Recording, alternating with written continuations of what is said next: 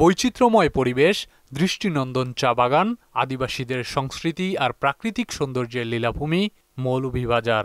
ঈদের ছুটিতে দেশ বিদেশি পর্যটকদের পদচারণায় মুখর জেলার পর্যটন কেন্দ্রগুলো, যেন ঢল নেমেছে ভ্রমণ পিপাসুদের। শ্রীমঙ্গল মৌলভীবাজার আসলাম, সিলেট এলাকায় অত্যন্ত পাহাড়বর্তী এলাকা, দেখতে মনোরম দৃষ্টি, দেখতে খুবই ভালো লাগে। তাই পরিবেশটা খুবই সুন্দর, পর্যটক এলাকা অনেক সুন্দর।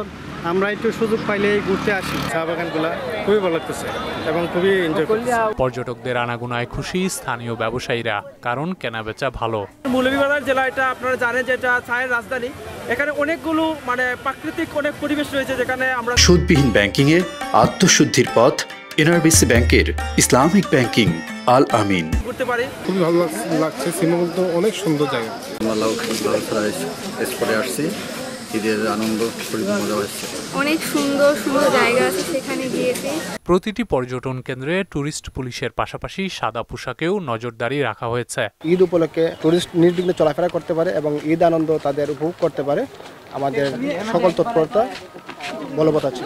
মুন্সিগঞ্জের চর কিশোরগঞ্জের গজারিয়া মেঘনা ঘাটে ভ্রমণ পিপাসুদের উপচে পড়া ভিড়। পরিবার পরিজন নিয়ে আনন্দমুখর সময় কাটাচ্ছেন সবাই। এটা অনেক সুন্দর দেখতে, এই জন্য ভালো লাগতেছে। মিনি কক্সবাজার নামে পরিচিতি করে দেন, তাহলে আমরা মুন্সিগঞ্জবাসী এমন পোলাপান ছেলেবে সব এখানে আনন্দ ফুর্তি করতে পারবে। মুন্সিগঞ্জ সদরে ভালো বিনোদন কেন্দ্র না থাকায় মুন্সিগঞ্জের লোকজন সবচেয়ে বেশি এখানে আসে। ঈদের ছুটিতে স্বপ্নপুরী সহ দিনাজপুরের বিনোদন কেন্দ্রগুলোতে ভিড় করছেন পর্যটকরা। আশপাশের জেলা থেকেও ছুটে এসেছেন অনেকে।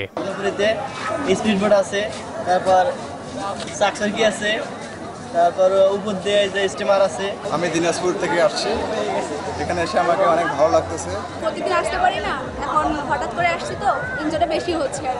ভ্রমণ পিপাসুদের জন্য আকর্ষণীয় করে তোলার জন্য আমাদের একটা কিছু না কিছু আয়োজন থাকে। 3 থেকে 4 বছরের মধ্যে এটা হয়তোবা লার্জেস্ট একটা ওয়াটার প্যারাডাইস আমরা স্বপ্নপুরীতে করতে যাচ্ছি। নরসিংদীর বিভিন্ন বিনোদন কেন্দ্রে ঈদের আনন্দ ছড়িয়ে পড়েছে। ঈদের দিন থেকেই ভিড় করছে শিশু কিশোর সহ সব বয়সের মানুষ। আমি চাই আমার কলকাতা এবং বাংলাদেশের সবাই আসুক, খুব আনন্দ পাবে।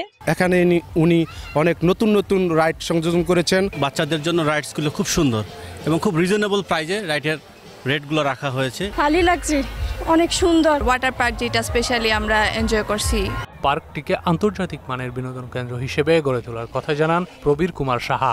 সবকিছু মিলে আমরা নিরাপত্তা সহ, আপনারা জানেন আমাদের নিজস্ব আনসার ক্যাম্প আছে, আমাদের নিজস্ব নিরাপত্তা বাহিনী আছে, আমাদের সিসি ক্যামেরা দ্বারা অকুপাইড। এদিকে পটুয়াখালী কুয়াকাটা নদীর মোহনা, লেম্বুর বন, ঝাউবাগান, চর গঙ্গামতি ও লাল কাঁকড়া সহ সব পর্যটন স্পটেই এখন পর্যটকদের ভিড়।